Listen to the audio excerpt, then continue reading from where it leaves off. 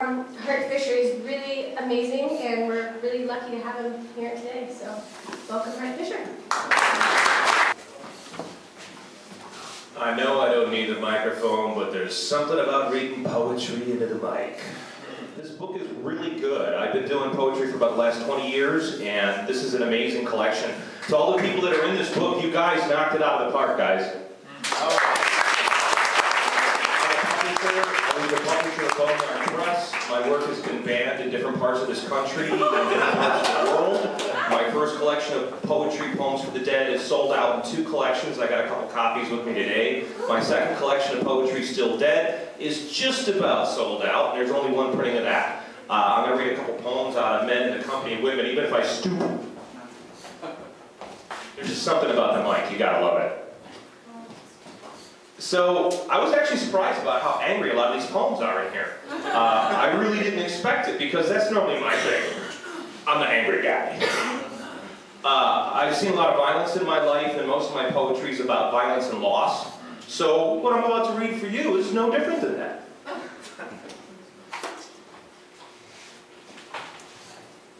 This poem was written for a person who I love dearly, but she told me to give up.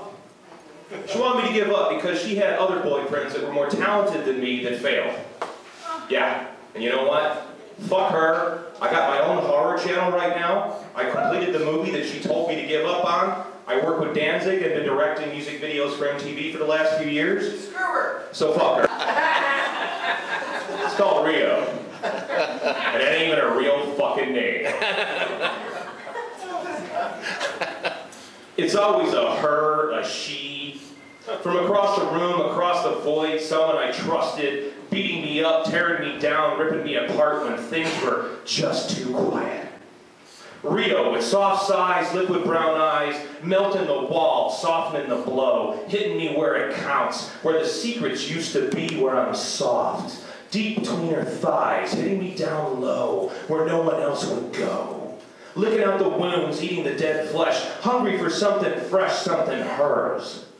Rio, beating me because I look so pretty when I cry, my face so tender when it's wet. She promised with an embrace and lied with an angry glare. Rio, my best friend, my undoing, my rocket into dirt, face first, mouth dry and filthy, but I'm still standing with a lightning bolt in my chest, a brand glittering to someone's shelter. I get back up every time she kicks out my legs. Lips split and swollen, I get up off the ground, out of the grave, her every lie dug, her every kiss laid out. I get out of her grave, I go looking for more, man. More pain, more ambiguity. She's sorry. She didn't mean that. She was tired. She had a long day at work. Traffic was a bitch, the boss is a prick, her ex-boyfriend needed her. A bad acid trip. He kept her up all night. She didn't mean to hit me. Someone gave her a white rose. She didn't mean to say that. All class, baby, all class. No, really, she trusts me. Until I'm out of sight, out of body, out of mind. Rio, my best friend, my worst enemy. Her face tells me everything I need to know. She will settle for nothing less than our mutual destruction.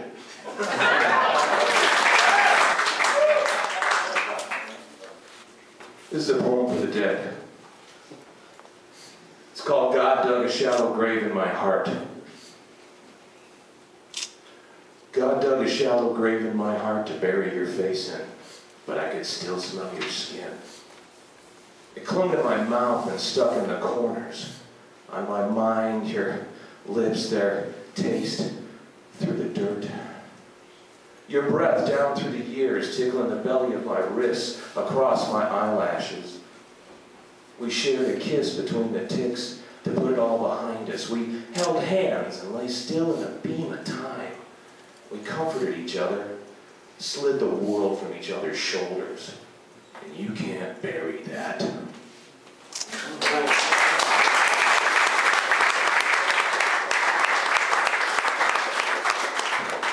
I've had a lot of violence in my life. I've buried a lot of loved ones. And so my poetry's about that. And she was just jealous. So this one's called Write Another Book About It.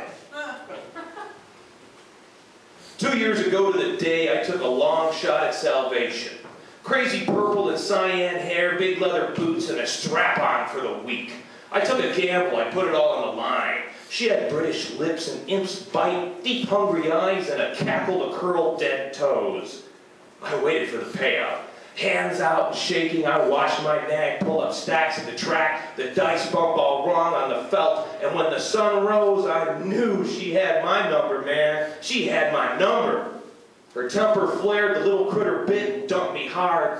First thing in the morning, a premeditated drama, 2 weeks brewing, a carefully laid plot, but I had to laugh. It was all so scripted, all so written, no juice, all flash, all soap opera fury, so fake. I'd seen it so many times, and this time it didn't even hurt. She went for all the same wounds, the old scars, but I couldn't feel much of anything. I was 31 for a day, and already I'd been given the greatest gift of all. I was numb. I didn't feel anything anymore, so I sat down.